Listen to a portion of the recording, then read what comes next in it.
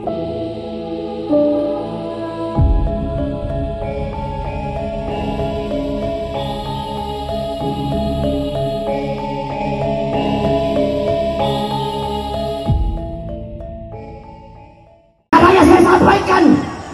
hari ini, saat ini acara diteruskan oleh Habib Raihan Al-Ghantri. Saya, Pak Habib Smith, saat ini akan berangkat ke Malang.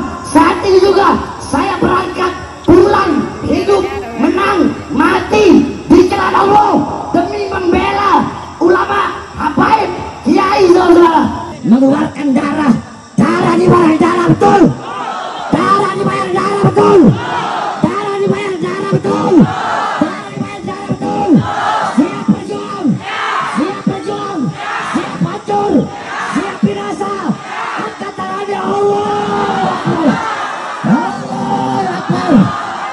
PWI, kami akan datang, tidak akan mundur. Kami datang ke Allahu Akbar. Suara jihad telah dikumandangkan, saudara-saudara. Maka jangan pernah padamkan sebelum dua diberikan kemenangan atau mati syahid di jalan Allah Subhanahu wa Ta'ala.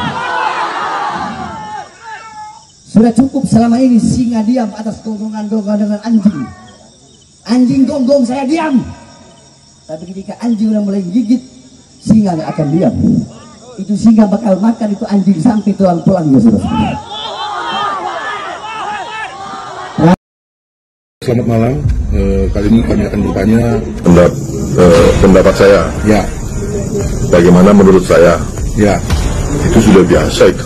Ya, sudah terjadi hal-hal seperti itu yang biasa di bangsa Indonesia. Ya, karena dibiarkan atas istilah mayoritas minoritas. Ingat itu, istilah mayoritas minoritas. Banyak orang yang tidak paham istilah mayoritas minoritas itu, ya kan? Nah, kalau istilah mayoritas minoritas itu selalu dipakai dan para penceramah-penceramah radikal ujaran kebencian ini terus dibiarkan, ya ini tidak akan pernah berhenti. Nah, sekarang malam ini pelaku ditangkap, apakah ini akan selesai? Tidak akan selesai di saat di atasnya tidak ditangkap. Contoh seperti Bahar bin Smith itu jelas-jelas berceramah dengan mengangkat pedang, memfitnah orang Minahasa yang ada di tanah Minahasa. Dia kan tidak tahu cerita kronologi. Dan saya cuma ingatkan satu lagi, kata mayoritas minoritas itu bisa dipakai di Indonesia, tapi jangan lupa kata mayoritas minoritas itu hanyalah untuk hitungan jumlah penduduk. Sekarang kalau saya sampaikan hitungan jumlah wilayah kepulauan, adakah orang berpikir sampai situ? 9 provinsi utama di Indonesia adalah mayoritas umat Kristiani. Memang mayoritas umat Muslim di Indonesia sebesar 85%, sisanya minoritas. Tetapi saya kembalikan lagi, kalau kita ambil secara kepulauan, Pulau Papua 780.000 sekian kilometer persegi. Pulau Sulawesi Utara 13.800 sekian kilometer persegi. Pulau NTT 47.000 kilometer persegi. Pulau Flores 15.300 persegi. Pulau Sumba 11.000 kilometer persegi. Itu baru berapa pulau saja yang saya hitung. Nah, bayangkan jika itu ditambahkan semua, berapa keseluruhan keluasan yang diduduki oleh kaum minoritas? 874.355.000. Anda tahu berapa jumlah seluruh wilayah kepulauan seluruh Indonesia? Hanya 1.900.000. Jadi tidak ada itu mayoritas minoritas. Nah, sekarang bagaimana kita menanggapinya semua ini? Coba kita mulai berpikir, bagaimana solusinya? Pemerintah lah yang harus tegas. Tidak bisa rakyat dibiarkan selalu terikut dengan suasana seperti ini. Kayak sekarang, kawan-kawan bersaudara dari Indonesia Timur mulai bergerak, mendatangi Tangerang. Mau jadi apa? Mau jadi perang saudara? Mau jadi perang agama? Saya mau pesan sama bersaudara yang ada di Jakarta, jangan terpancing. Kalian kalau sampai terikut perang saudara, rugi, tidak ada hasilnya apa-apa. Karena tidak ada pahlawan dalam perang saudara. Sudah terbukti, kasus Poso, kasus Ambon, siapa yang dilihat pahlawan? Tidak ada, ya kan? Korbannya ada, di BCS, di Poso. Apakah harus terulang lagi seperti itu? Jadi saran saya untuk pemerintah, kita kan punya badan-badan lembaga yang sangat besar. Kenapa ini selalu dibiarkan? Yang ditangkap yang di bawah, itu yang ditangkap. Tetapi di atas ini penceramah-penceramah radikal dan penceramah-penceramah pengujaran kebencian terus dibiarkan. Bahkan saya lihat penuh dengan kemewahan.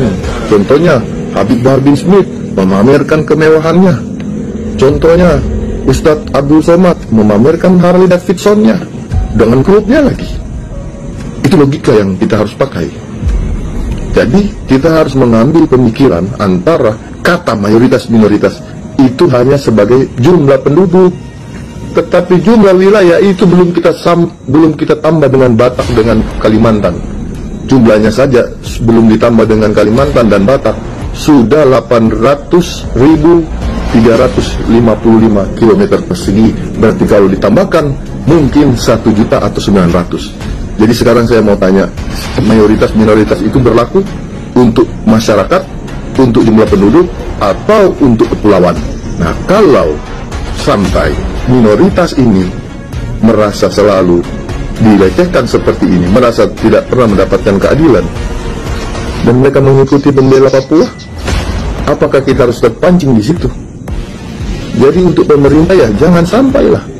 Kalau seandainya Indonesia Timur bersatu dan meminta, jikalau tidak ada keadilan seperti ini terus menerus, mereka meminta untuk referendum, apakah kita harus terpecah belah seperti itu? Dan sementara hanya mungkin 3 juta orang radikal yang ada di Jakarta pada khususnya dibiarkan bebas begitu saja. Ngerti nggak maksud saya? Jadi sekarang yang mayoritas minoritas apa? Melalui kepulauan kita, orang Kristen dan agama non-Muslim itu adalah mayoritas kepulauan. Ya, ini berbahaya kalau mereka sampai berteriak meminta keadilan, dan keadilan tidak pernah kunjung datang, dan mereka meminta undang-undang internasional PBB untuk mengajukan referendum. Apakah Indonesia harus hancur seperti itu? Cuma karena 4 juta orang yang terpapar, atau 3 juta atau 33 juta menurut BNPT yang terpapar radikalisme. Butuhnya ketegasan oleh pemerintah untuk mengatasi hal ini. Akarnya yang harus dicabut, akarnya yang harus dihilangkan, bukan korban pemaparan daripada paham-paham radikal yang terjadi. Contohnya Anies Baswedan jelas-jelas memakai politik identitas di saat pemilu kemarin, jelas kan?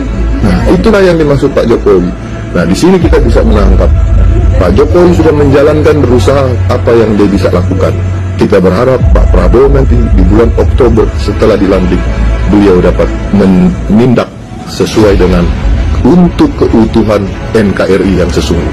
Jadi kembali ke kesimpulan, kita boleh minoritas di jumlah penduduk, tetapi pemerintah jangan pernah lupa kita bagian mayoritas di jumlah kepulauan, dan itu wilayah kepulauan negara Republik Indonesia yang jumlahnya seluruh wilayah kepulauan Republik Indonesia sebesar 1.900.000 sekian. Sedangkan hanya daripada Pulau Papua, Sulawesi Utara, NTT, Flores, dan Sumba itu jumlahnya sudah 874.000 sekian. Belum tambah Bali, belum tambah Batak, belum tambah Kalimantan. Berarti total kita ini adalah 1 juta kilometer persegi untuk mayoritas di Indonesia. Kita bisa pakai cara intelektual. Indonesia Timur bisa bersatu di sana. Indonesia Timur bisa mengangkat suara, bersatu, menuntut keadilan secara intelektual. Tidak perlu sampai terpancing dalam perang agama, apalagi perang saudara. Karena kita sama-sama Indonesia. Untuk jumlah penduduk kita memang minoritas, tetapi jangan lupa untuk jumlah kepulauan, luas kepulauan, kita adalah mayoritas.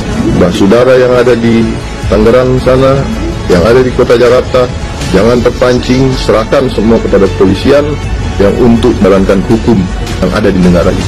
Tugas kita tetap bersatu dan menuntut keadilan, mencari keadilan untuk lebih baik lagi Indonesia, agar tidak terdapat lagi hal-hal yang seperti ini. Jadi belajarlah Pancasila di Indonesia Timur, karena di Jakarta sana, khususnya di ibu kota, khususnya di daerah Jawa Barat, pemaparan radikal ini sudah sangat sistematif dan masif. Ada lagi yang menganggap?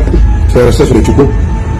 Terima kasih untuk tanggapan dari Panglima Besar Mangunkusumo Makasio atas kejadian-kejadian yang terjadi di NKRI ini. Terima kasih dan selamat malam.